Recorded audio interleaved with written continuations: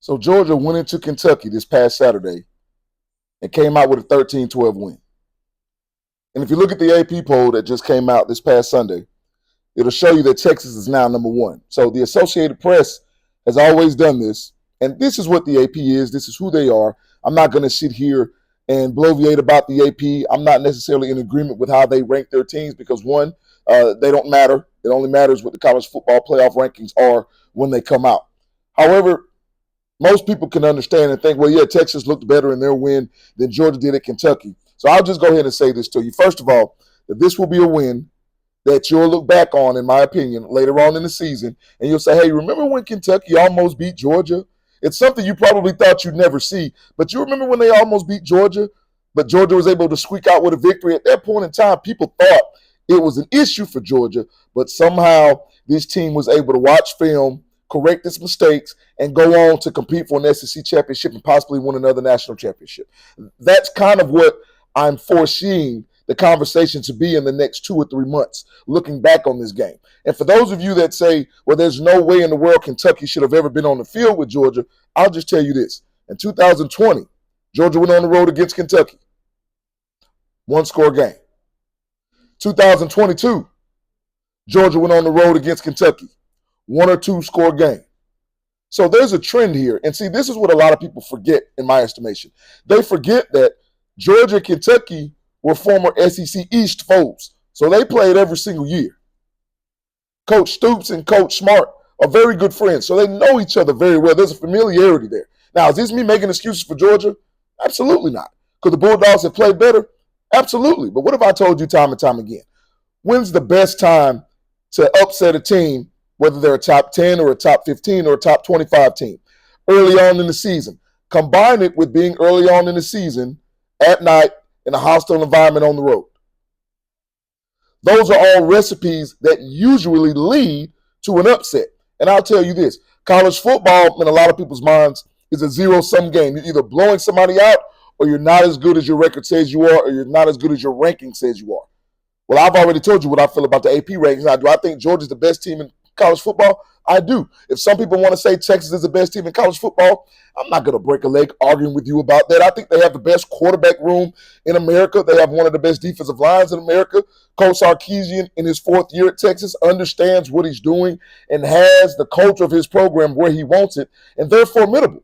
They'll be there at the end, just like Georgia and a couple of other programs that I see are actually top tier, along with a team like Ohio State. All I'm telling you is don't put too much stock in Kentucky almost beating Georgia.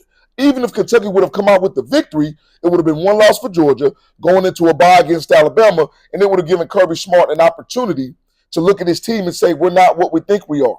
Oh, hold up. I guarantee you that's what Kirby Smart is doing at this very moment. They've got a bye before they play Alabama, and he's looking at his team and say, hey, I understand the SEC is a tough place to play. Going on the road in the SEC is hard. Everybody knows that. But do you notice what Kirby Smart said after the game? He said, I don't think my team got the message. And see, this is where I always like to bring back the transfer portal, because as much as the transfer portal can benefit a program, which it has, and Georgia's done a great job, not just through the portal, but through traditional recruiting as well. When you have to say that I don't think my players got the message, to me, that indicates you're speaking to some players that weren't in the program previously, because I firmly believe they bought into what Kirby Smart is and who he is and what he's doing there, because you can't help it. They've won 2 championships in the past 3 seasons. But for him to say that was illuminating to me, because there may be some first-year players because they're freshmen or because they're transfers into the program that may not understand the rigors of making sure that you're staying atop not just the conference, but the landscape of college football. So now this is just an opportunity. Do you remember when we were on here during SEC Media Days and I talked about how Georgia is not a program that has to look outward for any type of motivation? They are who they are because they are intrinsically motivated and they play against a standard. They play to a standard, not to an opponent.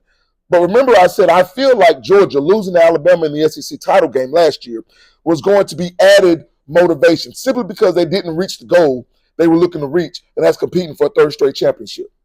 Well, this will be no different.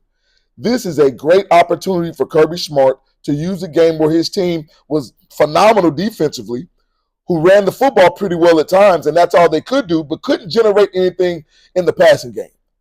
Same way it looked the Past 2 times Georgia went to Lexington to play Kentucky when Stetson Bennett, 2-time national champion, was under center.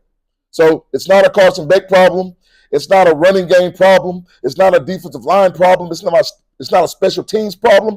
It's simply a Kentucky problem. And I know there are a lot of you who watch both the NFL and college football like I do. But there are some of you who just watch college football. So for those of you, I want to give you an analogy from the pro scene. The Cincinnati Bengals and the Kansas City Chiefs are probably the biggest rivalry in the NFL right now. Not in the same division, but in the same conference. No matter where they play, no matter what time it is, no matter whether it's a Sunday afternoon, a Monday night, a Sunday night game, the Bengals and the Chiefs always seem to come down to a 3-point or less game. This past Sunday, the Chiefs beat the Bengals at home by 1 on a game-winning field goal at the end of the game. There are just certain programs, and in this case, certain teams that match up well against other teams. There's nothing else to be said. And I think that's what you get when you get Kentucky and Georgia. It was a dogfight. It was early on in the season, and the fact that Georgia found a way to win the game means something because there are some programs in college football today that were on the wrong side of close games. So for everybody out there that thinks Georgia might have been exposed, there may be some things that Georgia was exposed to, and that's a good thing. If you're college football, go back and watch the film. Problem is, do you have the athletes? Do you have the talent up front? Do you have the coaching staff to be able to put Georgia in that bind again? There are some programs in college that can absolutely do it, but they're few in number. So at this point in time, I just want to remind everybody, pump your brakes. Georgia still is undefeated, and Alabama is undefeated, and both are on a bye week before they clash in 2 weeks, which will be one of the best games of the year. But never underestimate the opportunity of a team to get better in a game in which they didn't perform their best and still got the W.